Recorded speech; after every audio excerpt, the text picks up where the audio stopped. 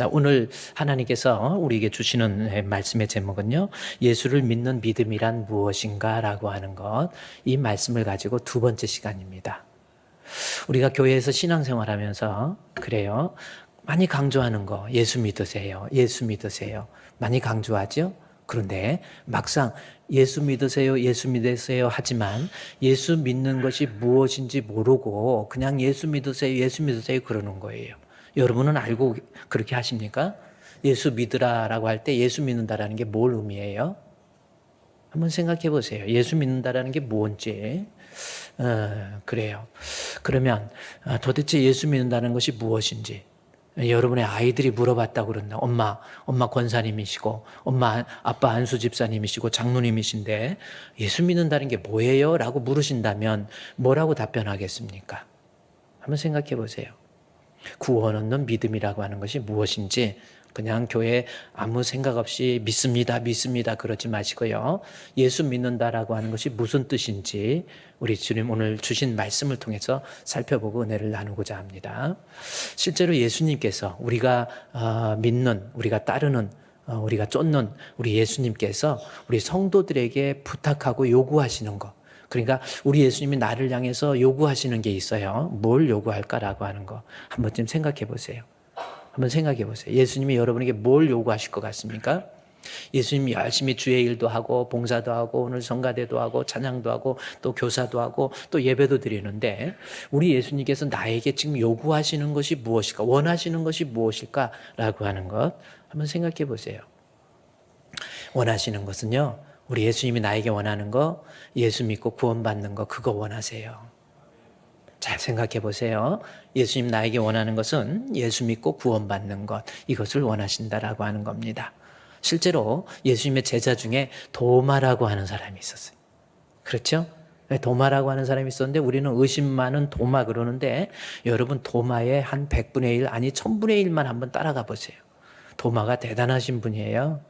나중에 예수가 그리스도심을 믿고 난 다음에 인도로 건너가 가지고 인도에서 예수가 그리스도심을 전하다가 창에 찔려서 수십 번 찔려서 결국은 도마가 순교하게 되는 겁니다.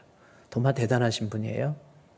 그래, 이 도마가 우리 예수님 공생애 때 제자로 부름을 받아서 우리 예수님과 함께 공생애 3년 동안 먹고 또 마시고 잠도 같이 자고 주님이 주신 교훈도 배우고 뭐 그렇습니다. 도마의 열정도 대단해요. 우리 함께 죽으러 가자라고 말한 사람도 도마예요. 우리 예수님 얼마나 사랑하는지 우리 예수님 함께 내가 죽으러 가자고 그래요. 나 죽도록 주를 위해서 일하겠습니다. 이렇게 고백한 사람이 도마입니다. 그런데 이 도마가 그렇게 예수님 제자로서 열심으로 사역을 감당했는데 예수님께서 우리 죄를 위해서 십자가에 못 박혀 죽으시고 그 다음에 부활하셨어요. 부활하셨을 때 제자들이 믿지 못합니다. 그래서 우리 예수님께서 제자들을 찾아다니면서 제자들을 만나서 말씀하세요. 내가 곧 부활이다. 내가 곧 생명이다. 제자들이 직접 부활하신 예수님을 보고 깜짝 놀래요. 그리고 부활하신 예수님을 믿게 돼요. 그런데 그렇게 어느 한 무리들이 제자들이 두려움에 떨고서 예수님이 십자가에 못 박혀 죽으신 다음에 그렇게 모여 있는데 그때 예수님께서 오셔서 부활하신 모습을 보여줬는데 그때 도마는 없었어. 그러니까 이제 도마한테 예수님의 제자들이 찾아가 가지고 우리 예수님 부활하셨어. 이렇게 이야기합니다. 그랬더니 도마가 뭐라 그래요? 나 못 믿어. 말도 안 돼. 예수님 부활하셨다고? 어떻게 죽은 지 사흘이나 됐는데 부활하셨겠어? 난 못 믿어. 내가 부활을 믿으려면 그분의 손에 그 못자국과 옆구리에 창자국 내가 보면 믿을게. 그러는 거예요. 뭐 한번 좀 잠깐 볼까요? 요한복음 20장 24절 말씀에 보면 이 도마의 이야기가 나와요. 제가 한 장으로 쭉 묶어서 이 도마의 내용입니다. 이 예수님과 도마의 대화를 통해서 우리 예수님이 제자된 도마에게 원하는 것이 무엇인지를 오늘날 우리에게 원하시는 것, 제자된 우리에게 우리 예수님께서 원하시는 것이 무엇인지를 우리가 명확히 찾을 수 있어요. 한번 생각해 보세요. 내가 따르는 우리 예수님, 나 주님의 제자라고 하는데 열심으로 예배도 드리고 섬기기도 하는데 예수님이 나에게 원하시는 것이 뭐냐는 거죠. 도마의 모습을 통해서 보면 알 수 있습니다. 12제자 중에 하나로서의 디두모라고 하는 도마 나오죠. 도마라는 이름의 뜻은 쌍둥이라는 뜻이고요. 디두모라고 하는 것은 유대식 발음이 도마이고 이 헬라식 발음으로 헬라식으로 사용되는 말이 디두모라고 하는 뜻이에요. 그러니까 같은 사람이에요. 도마가 우리 제자들이 예수님 부활하셨다고 그러니까 함께 있지 않았기 때문에 다른 제자들이 이야기를 해줘요. 그러니까 나는 못 믿어. 손에 못자국, 옆구리에 창자국 내가 보면 믿을게. 그렇게. 근데 한 8회가 지나고 난 다음에 우리 예수님께서 제자들에게 나타나시면서 도마에게 나타나요. 도마도 예수 부활에 대해서 믿지 못했는데 그들 가운데 오셔서 우리 예수님께서 말씀하십니다. 너 나 못 믿겠다고? 부활하신 예수님 못 믿겠다고. 네 손 내봐. 해가지고 손가락으로 우리 예수님 창자국, 못자국을 보고 아마 옆구리도 손가락으로 찔러서 이렇게 긁어본 것 같아. 아무래도. 그래 이렇게 보고 예수님 부활하신 거. 얼굴 눈으로 이렇게 확인하니까 예수님이잖아요. 같이 3년 동안 먹고 자고 활동했으니 모르겠습니까? 근데 예수님인 건 맞은데 이분은 십자가에 못 박혀 죽으셨는데 부활하신 것을 보고 깜짝 놀래요. 그래가지고 깜짝 놀래가지고 이 도마가 뭐라고 그럽니까? 그 다음 절 한번 볼까요? 도마가 예수님의 옆구리를 넣어보라 그리하여 우리 예수님께서 하신 말씀이에요. 믿음 없는 자가 되지 말고 믿는 자가 되라. 너무나도 중요한 말씀이에요. 오늘날 교회 다니면서 목사가 되고 장로가 되고 안수집사 되고 신앙생활 20년 30년 하고 권사가 됐는데도 이 믿음 없는 사람, 도마 얼마나 열심히 했습니까? 나 이만큼 열심히 한 그 열심히 믿음 있는 것으로 착각하는 사람이 있어요. 믿음이 없이도 주의 일을 할 수 있어요. 여러분 잘 생각해 보세요. 우리 예수님께서 도마에게 믿음 없는 자가 되지 말고 믿음 있는 자가 되라. 우리 주님이 우리에게 요구하시는 거, 원하시는 거, 믿음 없는 자가 아니라 믿음 있는 자가 되는 거예요. 그래서 제가 그걸 빨간 걸로, 우리 주님이 원하시는 거, 믿음 없는 자가 되지 말고 믿는 자가 되라. 빨간 걸로 써놨잖아요. 마음이 공산당이라서 빨간 걸로 쓴 게 아니에요. 중요하니까 쓴 거야. 여러분, 우리 주님께서 여러분에게 지금 말씀하시는 내용이에요. 믿음 없는 자가 되지 말고 믿는 자가 되라. 우리 한번 같이 읽겠습니다. 시작. 아멘. 믿음 없는 자 되지 말고 믿음 있는 자 되라는 거예요. 지금 믿음도 없이 좋다고 이렇게 살아가면서 교회에서 이러고 아니에요. 믿음 없는 자 되지 마세요. 내가 지금까지 주님한테 행한 일이 뭔데, 내가 이만큼 열심으로 주의 일을 했는데, 도마처럼 이만큼 했는데, 아니 그거 말고 우리 마음속에 진짜 예수 믿는 믿음이 있는지, 구원 얻는 믿음이 있는지 이거 살펴보고, 믿음도 없으면서 믿음 있는 척 하지 말고 믿음 있는 자가 되라고 하는 거, 이것이 우리 성도들에게 우리 예수님께서 요구하시는 가장 중요한 내용이에요. 아멘. 우리 주품교회, 그래요. 주품교회 명품교회지요. 우리 교회 성도 교회 다니는 목적, 교회 열심히 다녀서 유료나 받고 친구나 사귀고 이거 아닙니다. 예수 믿고 구원받아야 돼요. 믿음 없는 자가 아니라 믿음 있는 자 되시기를 주님의 이름으로 축원드립니다. 아멘. 그러면 믿음 있는 자 되기를 소원하면서 아멘 했는데, 목사님 근데 또 잘 안 믿어. 돌아서면 또 다른 생각나고 안 믿어져요. 그리고 도마는 그도 그럴 것이지, 직접 예수님 얼굴 보고 손가락으로 예수님 손 창자국도 보고 옆구리에 못자국도 이렇게 만져보고 했으니까 그래도 믿지.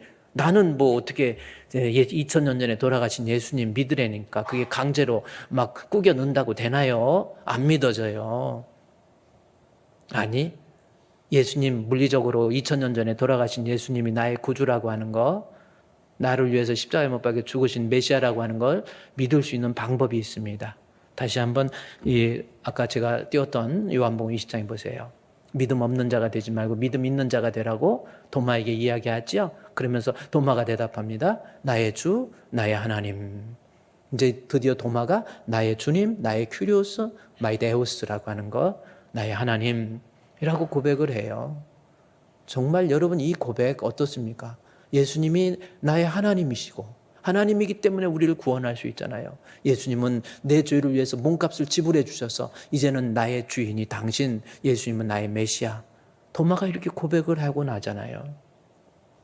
그때 이 고백을 하고 난 다음에 예수님께서 말씀하세요. 뭐라고 말씀하십니까?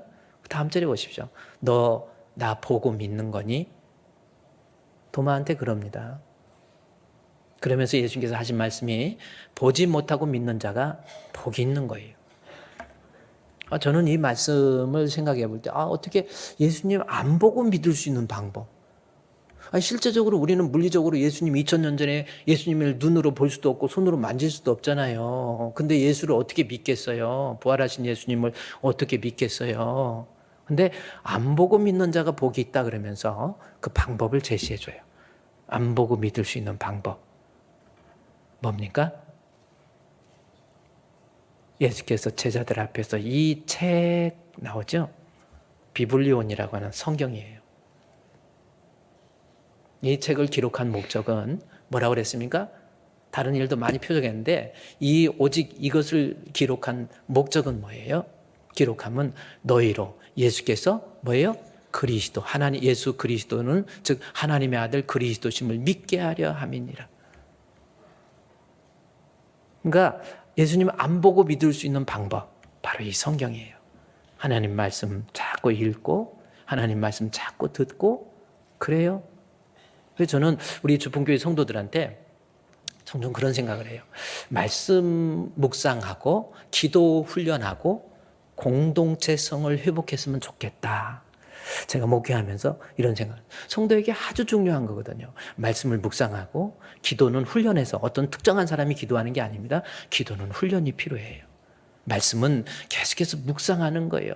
읽고 듣고 묵상하고 그래야 하나님 말씀의 설교를 자꾸 듣고 뭐 이런 거. 그 다음에 공동체 훈련이라는 거예요.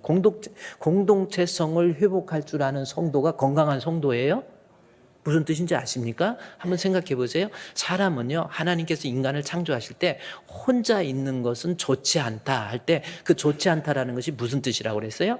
노토부입니다. 하나님의 뜻을 아직 이루지 못했다라는 거예요. 혼자서는 하나님께서 뜻을 이루지 않았다 이 뜻입니다.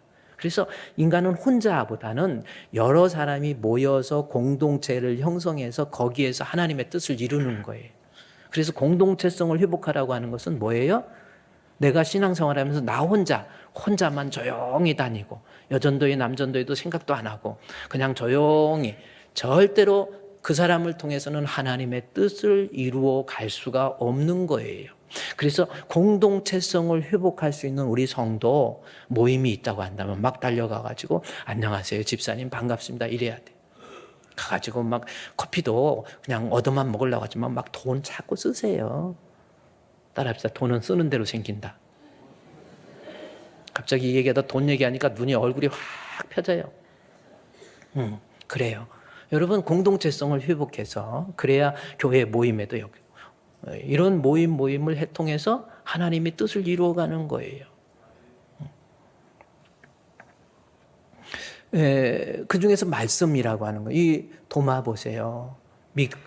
보고 믿느냐? 보지 않고 믿는 자들이 복이 있는데 그 방법은 성경, 이 성경. 그래서 예수님 성경을 통해서 예수님 알고, 그렇죠? 더 알고 깨닫고 말씀 통해서 우리 그래서 설교 자꾸 빠지면 안 돼요. 조금 힘들어도 막 바쁘게 무슨 일이 있어도 서둘러서 와서라도 막 콧등에 땀이 생겨도 오셔서 하나님 앞에 자꾸 말씀 들어서 그래야 영생을 얻어요. 도마 보세요. 다시 그 본문 한번 띄워줘 볼까요? 보지 않고 믿는 자, 이 책입니다. 성경을 통해서 우리 예수님을 알고 예수님을 믿어서 충만한 생명을 얻는 거예요. 영생을 얻는 거예요. 이게 우리 주님이 원하는 거예요. 우리 예수님께서 나에게 원하는 거, 뭐 다른 어떤 것보다도 중요한 게 뭐예요?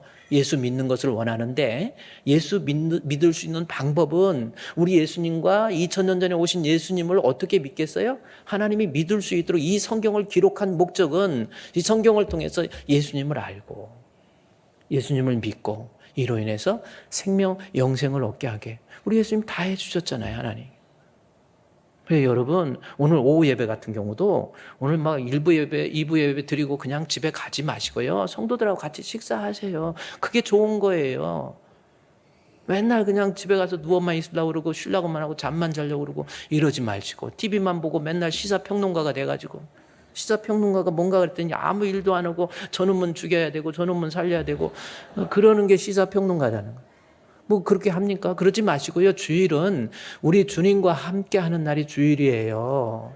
그래서 주일날 예배 드리고 또 예배 드리고 점심도 먹고 하나님 앞에 찬양도 하고 찬양 오후 예배 2시 반부터 오셔서 찬양하세요.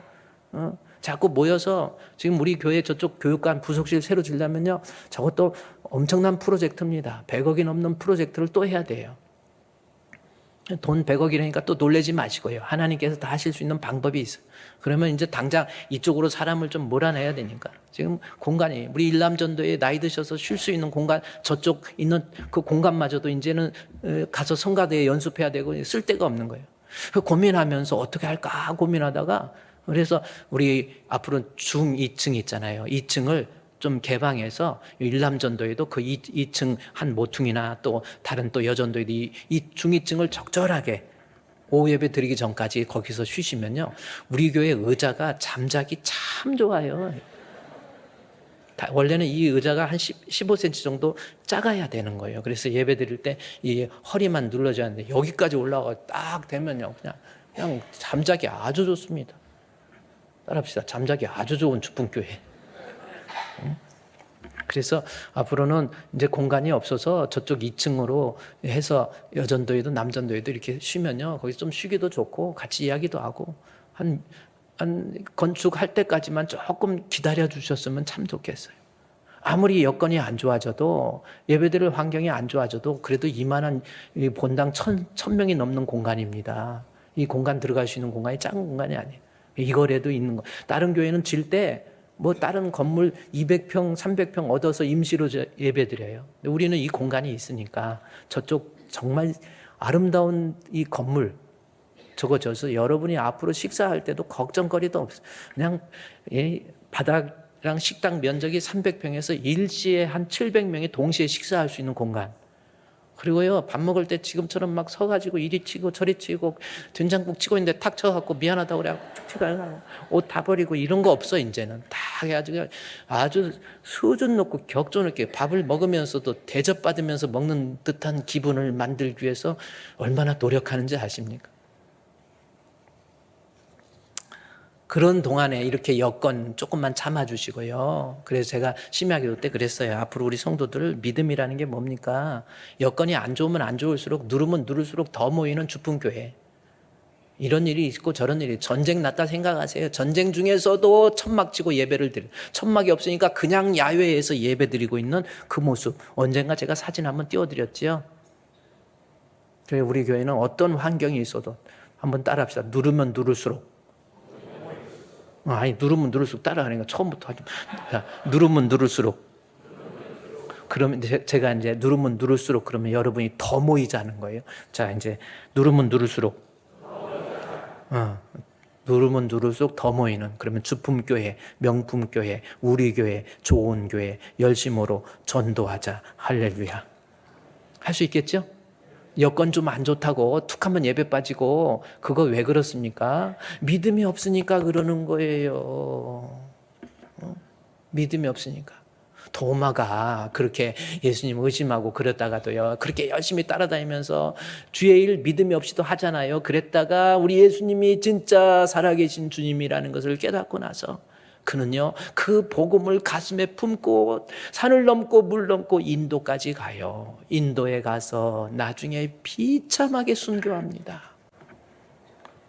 이게 믿음의 힘이에요.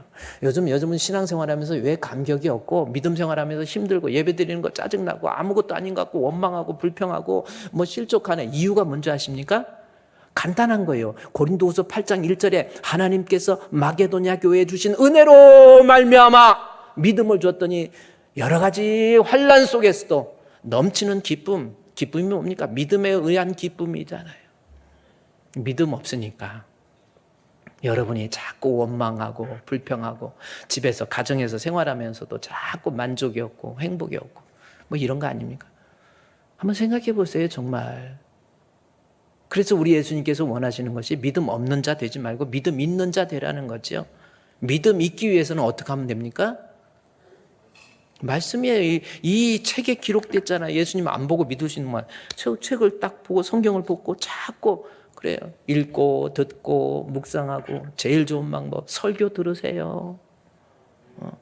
여러분에게 한 40분 50분 설교할 때 아무 생각 없이 하는 줄 아세요? 목사가 무식하면 사람 죽입니다. 틀림없는 거거든요.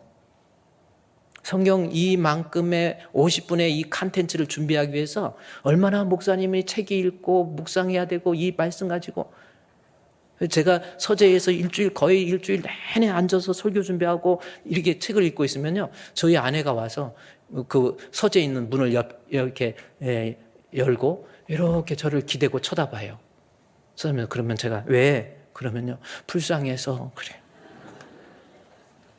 그래서 왜 불쌍한데? 그랬더니 그렇게 앉아서 그냥 그러는 거 보면 불쌍하대. 근데 진짜 불쌍해서 그럴까? 아니면 사랑하는 나머지 애처로워서 그럴까? 목사님 설교 들으세요.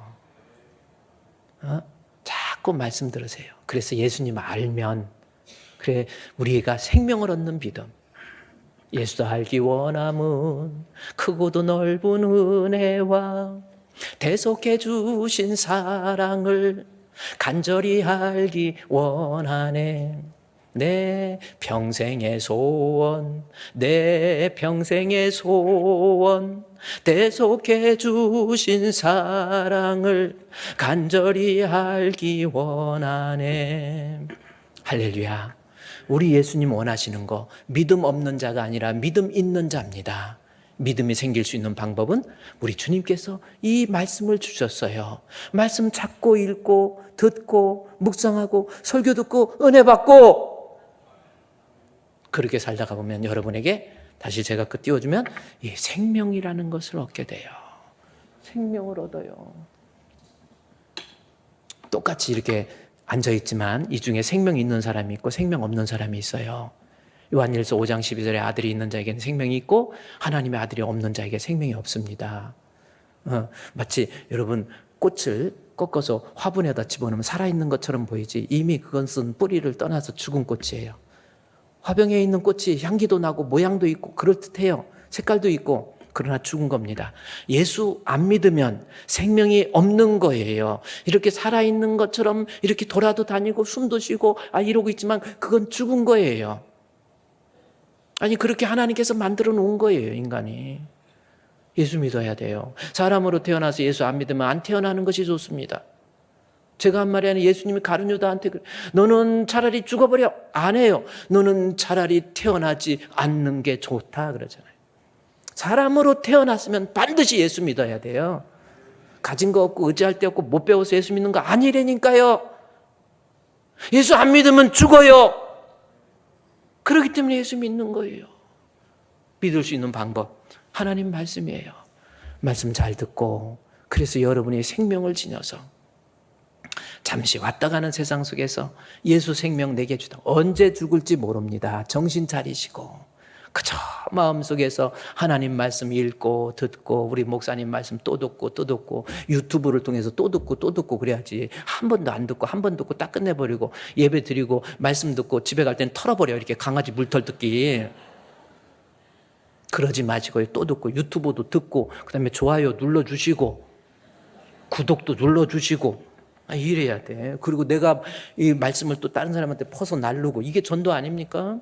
여러분 위해서 그러는 거예요. 생명 있는 사람 돼야지. 제대로 예수 믿으세요. 우리 예수님이 원하시는 거예요. 예수 믿는 우리 주분교회 성도 되시기를 우리 주님의 이름으로 축원드립니다. 우리 옆에 계시면 좀 졸리기도 하니까 예수 믿으세요. 한번 해보세요. 예수 믿으세요. 예수 믿으세요. 자, 그러면 예수 믿어야 된다는 건 알았는데 예수 믿는다고 하는 것이 무슨 뜻인지 도대체 예수 믿는다는 게 뭔가 그거 알아야 될 거 아니에요. 그냥 가짜로 그냥 그래서 우리의 지식이랑 하나님이 주시는 인지 능력 있잖아요. 지식이라고 하는 거 지식을 통해서 지식의 그 영역이 넓어지면 넓어질수록 내 신앙의 영역도 넓어지는 거예요. 그래서 이 믿음이라는 거 하나님 말씀의 지식으로 자꾸 채워지는데 성경에서 믿음이라고 하는 것을 무엇으로 얘기하는지 좀 살펴보도록 하겠습니다. 그럼 믿음은 성경은 뭐라고 하는지 요한일서 5장 5절, 6절, 7절, 8절에 나와 있어요. 믿음이 뭔지 지금 우리가 공부하고 있는 거예요. 도대체 예수 믿는다는 거 뭡니까? 5절에 예수께서 하나님의 아들이심을 믿는 거, 예수 믿는다라는 거잖아요. 그렇죠? 예수께서 하나님의 아들이심을 믿는다고 하는 것이 무슨 뜻인가 봤더니 6절에 물과 피로 임하신 이시니 곧 예수 그리스도시라. 물로만 아니요 물과 피로 임하시니 증언하는 이는 성령이시니 성령은 진리니라 해서 나중에 8절에 성령과 물과 피로 예수님을 믿는다라고 하는 것을 설명해 주고 있다라는 거죠. 근데 그 중에 첫 번째, 자, 예수 믿는 건 중요합니다. 첫 번째, 내가 예수 믿는다. 뭡니까? 물로 임하신 예수님입니다. 그러면 물로 임하신 예수라고 하는 것을 통해서 지금 요한은 어떤 의미를 담고 있습니까? 물로 임하셨다라고 하는 것이 어떤 의미인가? 라고 하는 것. 이것은 성경 구절을 하나 알아놔야 돼요. 마태복음 3장 16절입니다. 16절, 17절 말씀에 예수님의 세례 받으심을 물로 임하신 예수님이라는 표현으로 담아놓은 거예요. 그러니까 예수님을 믿는다. 물로 임하신 예수님을 믿는데 마태복음 3장 16절 17절 말씀에 예수님의 세례받음을 물로 임했다라는 말의 표현인데 여기서 예수님의 세례받았다라는 것은 죄가 있어서 세례받은 것이 아니라 세례받으시고 올라오실 때에 하늘 문이 열려서 소리 있어 가로되 17절 뭐라고 합니까? 이는 내 사랑하는 아들, 하나님의 아들이라는 거죠. 그러니까 예수님이 세례 받으심을 통해서 지금 마태복음 이게 3장에 나와 있는데 1장부터 2장부터 3장까지 강조하는 거 예수님은 하나님의 아들, 하나님의 아들은 예수님의 하나님이라는 뜻이에요. 그래서 1장부터 계속 이야기하는 거예요. 예수의 나심은 이러하니 하나님께 요셉과 동거하기 전에 마리아가 성령으로 잉태됐다 그러잖아요. 그러니까 엄마 아빠에 의해서 출생한 것이 아니라 성령이 요셉의 자리에 개입해서 마리아의 몸을 통해서 이 땅에 오셨기 때문에 예수님의 본질은 하나님이라는 거예요. 이것을 마태복음 다 사복음서에서 계속 강조하고 있는 거 아닙니까? 예수님은 하나님. 그래서 내 사랑하는, 그래서 물로 임하신 예수님이라는 것은 내가 세례 받으심, 다시 말해서 예수님은 하나님이시다라고 하는 것을 믿는 것입니다. 여러분 예수님이 하나님이심을 믿습니까? 그래요. 이거 생각보다 어려워요. 믿기가. 안 믿어져. 아니 생각을 해봐. 그 제일 안 믿었던 사람이 누구라고 그랬어요? 요셉이라고 그랬잖아요. 요셉이 마리아와 동거하기 전에 아이를 임신하니까 요셉은 도저히 못 믿고 가만히 자를까 했더니 뭐예요? 이 요셉이 이분은 성령에 잉태하신 하나님이구나라는 것을 어떤 계기를 통해서 압니까? 주의 사자가 현몽에서 가로되, 주의 사자의 현몽입니다. 그 현몽이라는 것이 하나님의 특별 계시, 다시 말해서 성령의 역사예요. 그러니까 예수님의 하나님이라는 것을 잘 믿어지지 않는다 할지라도 성령께서 내 안에 개입하시면 우리 예수님을 향해서 하나님, 아빠, 아버지, 또 우리 예수님을 향해서 그리스도라고 고백할 수 있는 그러한 어빌리티가 생기는 거예요. 억지로 꾸겨 넣어가지고 강제로 믿으라는 게 아니에요. 성령이 내 안에 들어오시면 진리에 대해서, 의에 대해서, 심판에 대해서 우리 주님께서 나를 책망하고 가르쳐 주세요. 성령이 내 안에 임하면 예수가 그리스도 하나님이시구나라는 것을 믿을 수 있는 사람이 되는 겁니다. 그러니까 믿음이라고 하는 거, 여러분, 이 믿음이라고 하는 거, 목사님 나는 이해가 안 돼서 못 믿겠다. 이해고 오해고 없어요. 여러분, 내가 믿을, 어떤 사람은 이게 어떻게 역사적으로, 사실적으로 이해가 가냐고 그러는데, 여러분, 라틴어에 파투스라고 하는 단어가 있어요. 이 라틴어의 파투스의 어근을 뭐가 있냐면, 믿는다라고 하는 페이스가 있고, 사실이라고 하는 팩트가 있습니다. 그러니까, 팩트도 사실은 팩트와 페이스, 믿음은 사실은 같아요. 그러면 어떤 사실, 예를 들어서 어떤 사실에 대해서 이건 믿고 뭐고 없잖아요. 그냥 사실이니까. 그렇죠? 그런데 믿음은 뭡니까? 사실적인 건데 인간의 과학과 상식으로 이해되어지 않는 것을 믿음이라고 하는 영역에서 이해되어지는 거거든요. 잘 생각해 보세요. 우리가 예수 믿는다. 아니 어떻게 부정모열이 있어야지 어떻게 예수님의 하나님이야? 어떻게 사람의 몸을 통해서 와? 이해 안 가죠? 믿음의 영역. 그래서 믿음이라는 것은 상식적으로 과학적으로 이해가 가지 않지만 하나님께서 기록한 성경에 말씀에 기록됐으면 아멘 하는 것이 믿음이에요. 인간의 머리를 대단하게 생각하지 마세요. 인간의 두뇌가 뭐 대단하다 뭐 이런 거 아닙니다. 인간의 머리는 한계가 있어요. 몰라서 그런 거예요. 그래서 무식한 사람이 예수 안 믿는 거지 무식한 사람이 예수 믿는 거 아닙니다. 무식한 사람이 예수 안 믿는 거예요. 무슨 말인지 또 모르고 그냥 가만히 무식이 뭐예요? 그러지. 여러분, 예수님이 하나님이심을 믿을 수 있는 거, 성령의 도움을 통해서 예수 믿는다라는 것은 성령의 도움을 통해서 예수님의 하나님이심을 믿는 것이 믿음입니다. 아멘. 두 번째, 또 여러분 제가 믿음이 뭔가를 얘기했죠.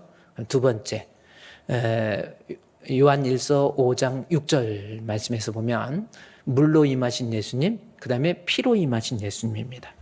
자, 피로 임하신 예수님을 믿는다라고 하는 거예요. 그러면 이 말씀이 또 무슨 뜻일까라고 하는 겁니다. 먼저 아까 세례에 대해서 예수님이 하나님 되심을 얘기하는데 물은 세례를 의미한다고 그러는데 피라고 하는 것은 예수님이 피로 임했다라는 것은 예수님의 십자가의 죽으심을 얘기하는 겁니다. 이 말씀이 이 요한복음을 통해서 우리에게 미리 이야기를 해주시고 있어요. 예수님께서 십자가에 못 박혀 죽으실 때 보세요. 요한복음 우리 19장인가요? 19장 32절 말씀해 보세요. 요한복음 19장 32절 34절 말씀해 보세요. 피로 임했다라는 건 결국은 예수님이 이르시되 죽으신 것, 예수님의 죽으신 것을 확인했어요. 로마의 병사가. 그러면서 그 죽으심을 이제 뭘로 표현하고 있습니까? 한 군인이 옆구리를 찌르니 피와 물이 나왔다. 이 말씀이 나옵니다. 이 말씀을 통해서 피와 물이라고 하는 것은 예수님의 죽으심을 얘기하는 거예요. 자, 그럼 좋습니다. 요한일서 5장 6절 말씀 이제 다시 또 가봐서 여러분 우리가 도대체 뭘 믿는지 알아야 돼요. 예수님 피로 임하신 예수님. 예수님의 뭐예요? 십자가의 죽으심을 의미하는 것이고 내가 예수님의 십자가의 죽으심을 믿는 것이 믿음이라는 겁니다. 여러분 예수님의 십자가의 죽으심을 믿습니까? 그러면 그게 믿음이라는 거예요. 그렇게 생각하면. 그런데 성경에서 말하는 즉 구원 얻는 믿음을 요구하는 데 있어서 예수님의 십자가의 죽으심에 대해서 역사적인 사실, 이거는 역사적으로 다 이해가 되어지고 알려진 하나의 히스토리거든요. 근데 뭐 그거 믿고 자시고 있습니까? 그건 하나의 팩트인데 이 팩트를 페이스가 되기 위해서는, 믿음이 되기 위해서는 어떻게 해야 되는 거예요? 사실 한번 생각해 보십시오. 예수님이 2000년 전에 십자가에 못 박혀 죽으셨다 라고 하는 것이 우리가 살아내고 있는 역사 속에서 이미 구현된 사건이에요. 그러면 예를 들어서 우리 역사에 이성계가 나오고 뭐 고종이 나오고 뭐 이승만도 나오고 이 역사에 나온 것처럼 유대인들의 역사 속에서 보면은 유대인들의 역사에서 꿈에는 픽션, 허구가 아닙니다. 역사적으로 구현됐던 사건을 그대로 보면 요세푸스라고 하는 성경의 역사를 이해하는데 아주 중요한 인물이 요세푸스라고 하는 사람이 있습니다. 이것은 성경을 해석하는 목사님이나 신학자들이 반드시 요세푸스의 책을 읽어서 구약과 신약을 뒷배경으로 가지고 있는 역사적 사맥을 이해해야만이 성경에 대한 내용을 입체적으로 조명할 수 있고 역사 속에서 어떤 모습으로 구현된지를 알기 때문에 저 역사서를 반드시 읽어야 돼요. 저것은 유대 역사서입니다. 유대의 역사서입니다. 근데 유대의 역사서 이 요세푸스라고 하는 것은 1세기 AD 34년도에 태어나서 AD 100년에 죽어요. 그런데 구약 요세푸스의 역사 기록에 저 유다의 역사 해가지고 1번, 2번인데 저건 2번이에요.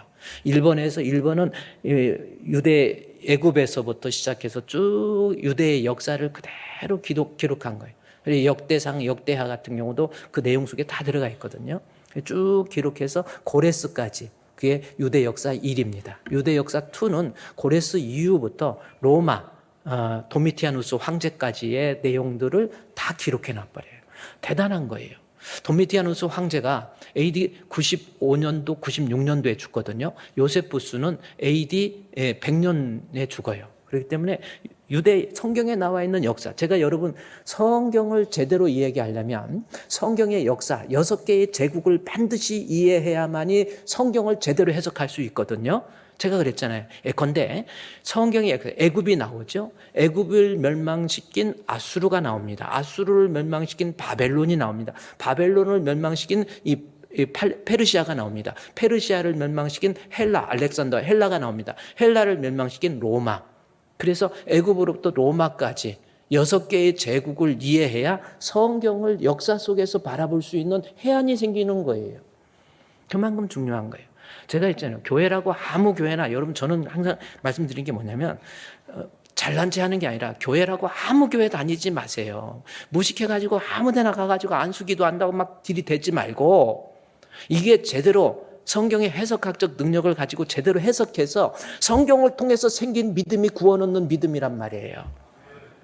요세푸스 역사 기록에, 저 기록에 보면요, 우리 예수님의 십자가에 못 박혀 죽으신 거에 대해서 아까 그랬죠. 역사 속에서 그대로 구현됐다라고 하는 것을 역사 속에 기록되어 있어요. 그러니까 우리가 예수님이 이 땅에 오셔서 십자가에 못 박혀 죽은 것이 허구가 아니라 실제로 역사 속에서 AD 30년도, 32년도에 있었던 일입니다. 제가 요세푸스의 역사 기록의 내용을 일부 발췌해서 여러분에게 화면으로 보여드릴게요. 자, 보세요. 여기 요세푸스 나오죠? 요세푸스가 요새 잘 안 나오는데 요새 잘 나오죠? 요세푸스가 쭉 나오는데 쭉 하다가 여기 보십시오. 그러면서 쭉 이야기를 하다가요, 예수께서는 AD 32년 4월 9일 유대력으로 1월 14일입니다. 1월 14일, 6월절이에요. 6월절 어린 양으로 그래 돌아가신 거예요. 실제로 역사 속에서 이 태양력으로 봤더니 AD 32년 4월 9일 날 십자가에 못 박혀 죽으시고 3일 밤이 지나서 AD 32년 4월 13일 날 예수님이 새벽에 부활하셨어요. 그래 어떤 사람은 예수님의 십자가의 죽으심을 금요일 날, 그래서 성금요일 얘기하는데 금요일 날 돌아가신 것이 아니에요. 왜 이런 해석의 오류가 나왔냐면은 예수님이 십자가에 안식 후 첫날, 그다음에 이 안식일이라는 말이 예수님의 죽으심과 함께 나오니까, 여러분 유대인들에게 있어서 안식일은 두 가지가 있습니다. 절기 안식일이 있고 매 주마다 진행되는 주말 안식일, 주 안식일이 있는 거예요. 근데 여기 예수님의 죽으심에 대해서는 절기 안식일입니다. 6월절 안식일이에요. 그래서 우리 예수님이 십자가에 못 박혀 죽으신 날이 금요일이 아니고 수요일이에요. 수요일이에요. 이것이 역사적으로 정확히 맞아들어요. 실제적으로 역사서에 보니까, 유대인들의 역사서 보니까 예수님께서 AD 32년 4월 9일 날, 요세푸스가 예수 믿는 사람 아니에요? 유대인이다. 오히려 유대교의 바리새파란 말이에요. 유대교에 충실한 사람이에요. 이것은 역사적으로 구현된 내용을 객관적으로 쓴 책이 요세푸스의 역사 기록이라니까요. 그렇기 때문에 기독교인 입장에서 이게 써지 않았기 때문에 더 이것이 무게감이 있는 거예요. 그런데 누구도 부인할 수 없는 것, AD 32년 4월 9일 날 예수님이 십자가에 못 박혀 죽으셨다고 그랬고요. 이 역사적인 사실에 대해서 우리 한국의 카이스트 교수로 수고하신 김명영 교수가 창조과학에서 이야기를 하신 게 뭐냐면, 예수님이 십자가에 못 박혀 죽으실 때 AD 32년 정도 4월 9일 날, 그때 지구과학적으로 실제로 유대 땅 그 예루살렘에 있었던 그 지구과학에 있었던 일을 조사했더니, 그때 정말 예수님이 십자가에 못 박혀 죽으실 때 지진이 난 것처럼 지진의 흔적이 지구과학적으로 증명이 되고 있어요. 그래도 예수 안 믿을 겁니까, 여러분? 지구과학적. 그러니까 예수님의 십자가의 죽으심은 역사적으로 누구도 부인할 수가 없어요. 아무리 예수 안 믿는 사람도 역사적으로 예수님께서 이 땅에 오셔서 우리를 위해서 십자가에 못 박혀 죽으시고 3일 만에 부활하셨다라고 하는 이 역사적인 사실은 누구도 부인할 수 없는 사실이에요. 그러면 요한일서 5장 6절, 예수 믿는다라는 게 뭐예요? 피로 임하신 예수. 무슨 뜻입니까? 예수님의 십자가의 죽으심을, 요한일서 5장 6절. 피로 임하신 예수, 그걸 믿는 것이 믿음이라면, 예수님의 십자가에 못 박혀 죽으심의 역사적 사실을 믿는다고 하는 것이 믿음인가요? 아니, 이거는 안 믿는 사람도 믿고, 아까 그랬잖아요. 이 팩트하고 페이스하고 이제 차이가 되는 건데, 안 믿는 사람도 역사적으로 이런 일이 있었다라는 것을 뭐 믿고 자시고가 없어요. 그냥 예수님이 십자가에 못 박혀 죽으시고 부활하신 거예요. 이 사실이 역사적으로 나와 있는 거거든요. 그러니까 이 팩트를 믿는 것이 믿음이다? 성경에서 요구하는 믿음은 그 팩트를 넘어서 페이스로 가라는 겁니다. 믿음으로 가라는 거예요. 그게 뭡니까?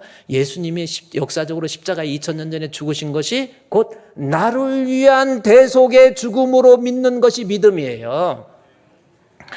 마가복음 이것이 이제 사복음서에서 예를 들어서 사복음서는 예수님의 행적에 대해서 예수님의 탄생과 죽으심과 부활에 대해서 설명하잖아요. 마가복음에서 성경에서 우리가 한번 사복음서에서 보면은 이제 믿음이라는 영역 속에 역사적으로 십자가에 못 박혀 죽으신 예수님 그리고 부활하신 예수님에 대해서 마가복음에서는 예수님의 십자가에 죽으신 피로 임하신 예수님을 어떻게 설명하고 있습니까? 믿음의 영역에서 마가복음 10장 45절 말씀. 이것을 믿는 것이 믿음이에요. 인자가 온 것은 섬김을 받으려 함이 아니요 도리어 섬기려 하고 자기 목숨을 많은 사람의 대속물로 주기 위해서. 너무 중요한 거예요. 이게 믿음이라니까요. 역사적인 사실인데 예수님의 죽으심은 자기 목숨을 대속물로 주기 위한 대속의 죽음.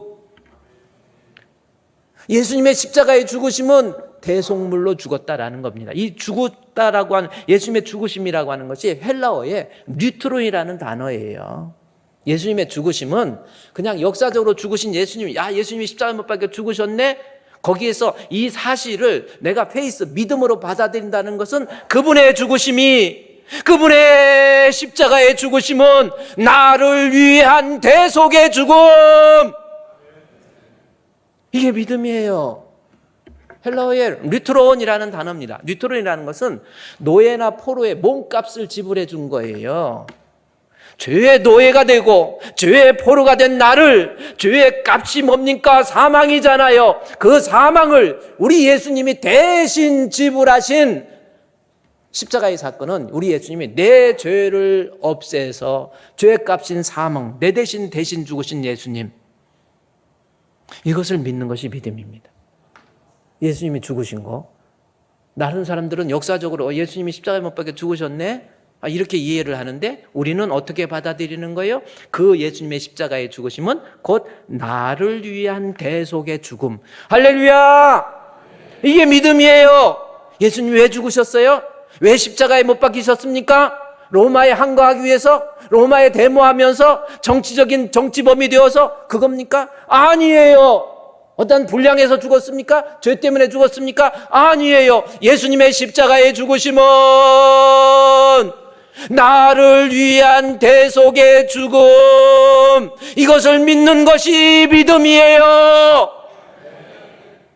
그래서 예수님의 십자가의 죽으심은 나를 위한 대속의 죽음이고 그 예수님의 십자가의 죽으심으로 말미암아 나는 이제 내 죄는 죄인에서 의인이 되고 사망에서 영생으로, 지옥에서 천국으로. 이게 믿음이라니까요. 예수님의 십자가의 죽으심에 대해서 우리 복음서에서 마가복음 10장 45절에서 그렇게 나왔다고 그랬죠. 근데 복음서뿐만 아니라 예수님이 이 땅에 오시기 전에 약 700년 전에 이 사실을 예언을 해줘요. 예수님의 십자가의 죽으심에 대해서 예언을 해주십니다. 그 내용이 뭔지 아세요? 여러분 생각해 보세요. 예수님의 십자가의 죽으심이 나를 위한 대속의 죽음이라고 하는 거. 지금부터 700년 전이면은, 그러니까 예수님 오시기 전에 700년 전에 예수님 이 땅에 오실 메시아에 대해서, 그래서 구약에서 예수님의 생애에 대해서 아주 잘 설명한 책이 있습니다. 그 책이 뭔지 아세요? 이사야서예요. 그래서 이사야서에 대해서 어거스틴, 4세기 중반에 어거스틴이 있잖아요. 아우구스티누스라고 하는 13살 때 사생활을 나는 방탕하였는데 엄마 모니카가 끊임없는 기도에 의해서 이 어거스틴이 돌아오지요. 어거스틴이 돌아온 다음에 이때 정말 만이교에서 이단에서 정말 하나님을 믿게 되면서 이 사람이 그 기독교의 교리를 체계화해요.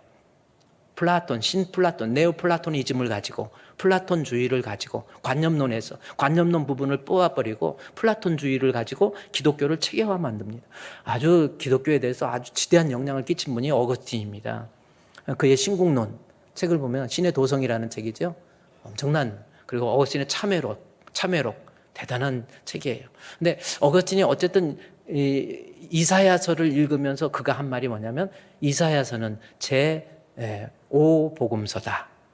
복음서가 뭐예요? 예수님에 대해서 잘 설명한 책이 복음서인데 마태, 마가, 누가, 요한 복음인데 4복음서잖아요. 근데 구약의 5복음서가 이사야서라고. 그러니까 이사야서를 잘 보면은 예수님이 이 땅에 오실 때 어떤 모습으로 오실 건가를 예언을 해 주신 거예요. 칼빈 같은 경우, 종교개혁자 칼빈, 이제 1500년도 넘어가서 칼빈이 나오죠. 이 사람은 325년에 태어난 사람이지만은 이 칼빈 같은 경우는 1600년 넘어가서, 이 칼빈 같은 경우는 이 이사야서에 대해서 이사야 복음으로 읽어요. 그러니까 마태 복음, 마가 복음처럼 이사야 복음이에요. 다시 말해서 예수님에 대해서 기가 막히게 쓴 책이 이사야서입니다. 그런데 예수님의 생애 어떤 분으로 오실 건가를 몇 년 전, 700년 전에 예언합니다. 제가 얘기했지만은 지금 보세요. 예수님보다 1000년 앞은 누구라고 그랬어요? 다윗이라고 그랬죠.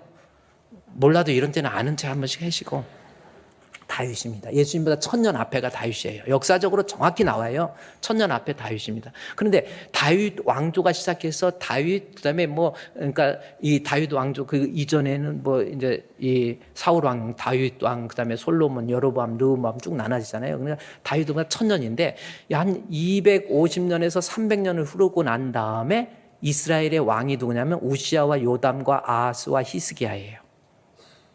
이때 활동한 선지자가 이사야입니다. 그러니까 1000년 앞에 다윗의 약 250년 정도 지나서 300년 정도, 그러니까 이사야서는 BC 700년에서 750년 사이에 쓴 책이 이사야서예요. BC 750년 전에 이 땅에 오실 예수님 복음서라고 그랬잖아요. 예수님에 대해서, 예수님의 탄생, 죽으심, 부활에 대해서 기가 막히게 예언을 하는데 그 예언이 신약 성경에 그대로 예언이 성취가 돼버려요. 이게 700년 전에 얘기했는데 성취됐다니까 아무것도. 지금 한번 생각해 보세요. 여러분, 한 달 전에만 어떤 거 예언해도 그거 대단한 겁니다. 미래를 어떻게 알아요? 근데 하나도 안 700년 전이면 지금 우리 한반도에서 어느 때야? 700년이면 어느 때? 지금 2024년이니까 우리 일본이 한일합방 1910년에 을사늑약을 통해서 한일합방 하고 난 다음에 지금 벌써 114년이 흐른 거예요. 2024년이니까. 그러면 114년이 물론 대한제국이 있지만 그 짧고 그다음에 조선 왕조 몇 년입니까? 500년. 그러면 지금부터 조선 왕조 시작 때까지 이성계가 막 최용 장군 막 죽이고 막 이 캐슨 때가 지금부터 몇 년 전? 아니 한일합방이 된 지 지금 114년 정도 14년이잖아요. 1910년 됐으니까 500년 더하면 614년 조선왕. 그러면 한 700년 되려고 그러면 614년 700년 되면 그 다음에 앞에가 고려시대잖아. 고려시대 공양왕이 제일 마지막 왕이잖아요. 그 고려시대부터 한참 더 가면 700년 전이면 어디쯤 되면 최씨 무신정권. 최씨 앉은 데는 풀이 무성하다. 성격 좋기로 유명한 게 최씨잖아요. 그런데 최씨가 무신정권, 고려 왕조를 갖다 무너뜨려갖고 최충원이가 막 정권을 휘둘고 나중에 최우가 그냥 아버지 뒤를 이어서 고려 왕조를 완전히 다 막 쑥대밭 만들어 놓잖아요. 그래갖고 자기 정권을 유지하기 위해서 이 무신정권을 만들어가지고 몽고가 쳐들어오니까 그냥 몽골은 내륙이 있기 때문에 바다를 몰라. 그래가지고 강화도로 도망가 버려요. 백성들 어떻게 되거나 말거나.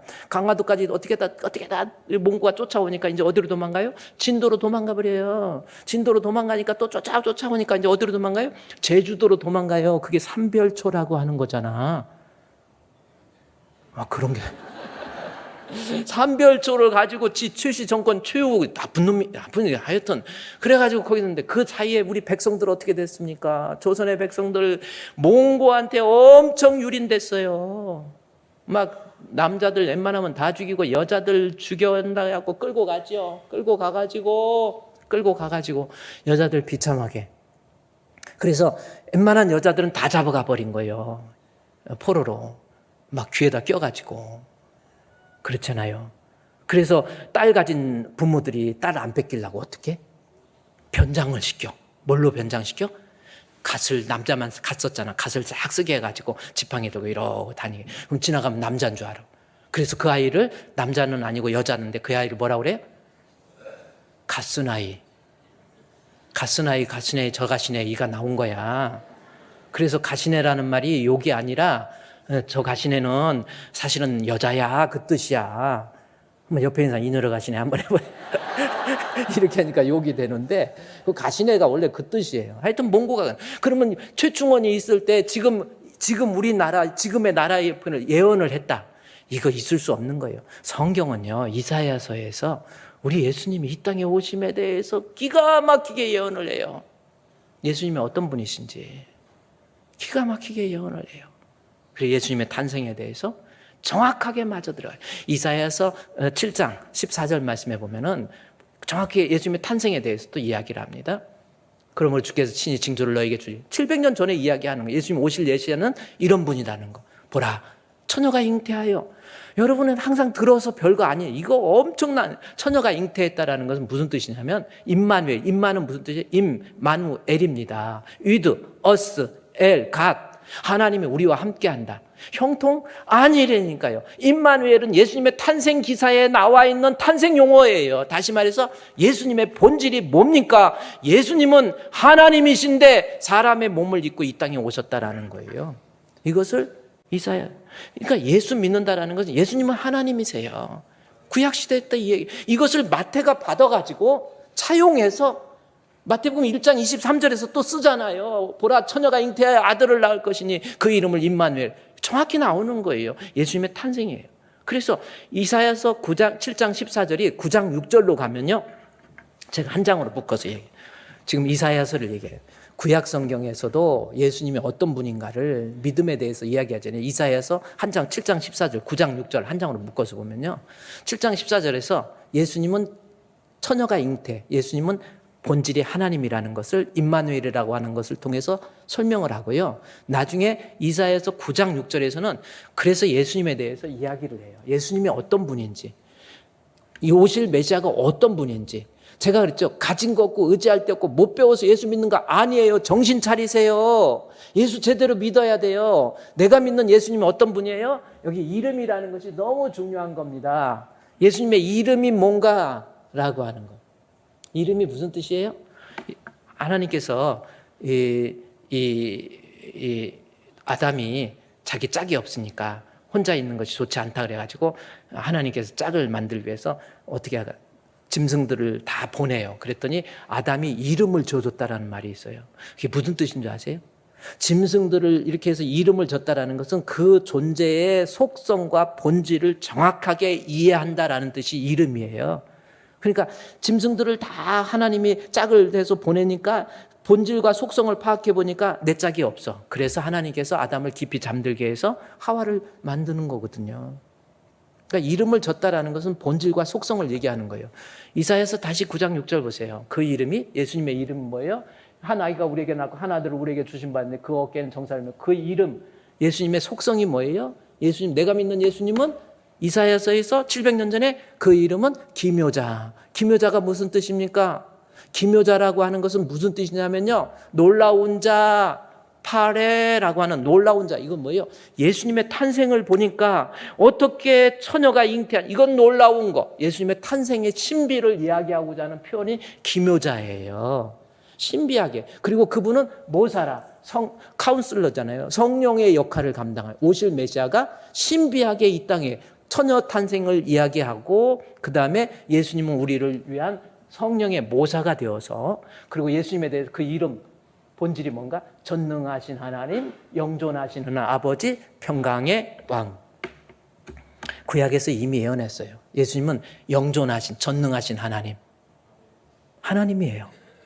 이것이 이미 구약에서 예언을 하는 거예요. 핸델이 메시아 있잖아요. 중풍 걸려가지고 갑자기 죽으려고 그러니까 아이고 내가 이러면 안 되겠지 해가지고 절망하고 있는데 친구가 와가지고 이사야서 주면서 너 한번 작곡 한번 해봐. 그걸 읽다가 갑자기 성령께서 감동해가지고 작곡을 한 게 그게 핸델의 메시아입니다. 그 메시아에 보면은 어떤 찬양을 하는지 아세요? 예수님에 대해서 기묘라 모사라 전능의 왕 영원하신 하나님 평강의 왕 우리를 위하기가 나시니 하나둘을 우리에게 주신 바 되어. 우리 오늘 최경훈 집사가 바리톤으로 딱 때렸는데 나도 한번 때려볼래 했더니 너무 무리가 가는 것 같아. 이사야서 9장 6절 다시 한번 띄워보세요. 예수님은 어떤 분이에요? 구약의 예언에서 예수님은 기묘라 모사라, 모사라가 아니고 모사라, 전능의 왕 영원하신 하나님 평강의 왕. 그 예수님이 이렇게 예수님이 하나님이에요. 그래서 이사야서에 보면 예수님이 하나님이라는 것을 예수님의 탄생을 통해서 정확히 이야기해 줘요. 그 다음에 예수님께서 피로 임하신 예수님 것을 이사야서에서 또 예언한 겁니다. 그것이 이사야서 53장이에요. 이 부분은 한번 이사야서 53장 띄워주세요. 예수님의 탄생에 대해서 예수님이 하나님이심을 얘기하다가 이사야서 53장에 보면은 예수님의 십자가에 못 박혀 죽으심에 대해서, 그 죽으심은 제가 빨간 걸로 해왔죠. 빨간 거 마음이 공산당이라서 빨간 게 아니에요. 중요한 거예요. 예수님의 십자가에 죽으심은 우리를 위한, 우리를 위한, 우리를 위한, 우리를 위한, 우리를 위한, 우리를 위한, 우리를 위한. 그것을 믿는 것이 믿음이라니까. 예수님은 왜 죽으셨어요? 나 위해서, 우리 위해서. 예수님 십자가에 못 박혀 죽으신 거예요. 오늘 이 말씀인데요. 우리 예수님의 십자가의 죽으심의 역사적인 사실을 내가 믿음으로 받아들이는 겁니다. 이사야가 이야기한 것처럼 그가 찔림은, 그가 상함은, 그가 찔림은 우리의 허물 때문이요, 그가 상함은 우리의 죄악 때문이라. 그가 징계를 받음으로 우리가 평화를 누리고 그가 채찍에 맞음으로 우리가 나음을 입은 거예요. 우리는 다 양 같아서 각기 제 길로 가거늘 여호와께서 우리 무리의 죄악을 그에게 담당시키셨도다. 아멘. 예수님은 내 죄를 위한 십자가의 대속의 죽음이라고 하는 것을 믿는 것이 믿음입니다. 우리 그 자리에서 일어나셔서 하나님 앞에 기도합시다.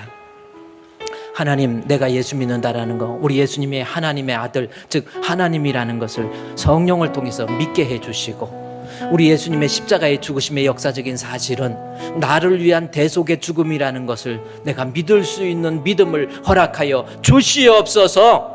우리 한번 다 같이 하나님 앞에 믿음을 놓고 기도하도록 하겠습니다. 하나님 아버지, 우리가 교회를 다니지만 예수 믿는 믿음도 없이 주님께서 우리를 위하여 행하신 일들을 하나님, 믿음의 내용도 알지 우리의 못하고 영이 교회 주님께 다니는 것을 온전히 믿으니까 나아가기를 하나님이여, 원합니다. 하나님이여, 하나님이여, 우리의 우리의 믿음이 마음과 말씀에 심령을 주님이 입각한 주장해 하나님의 주시고 주의 인도하심을 성령의 따라 증언이라고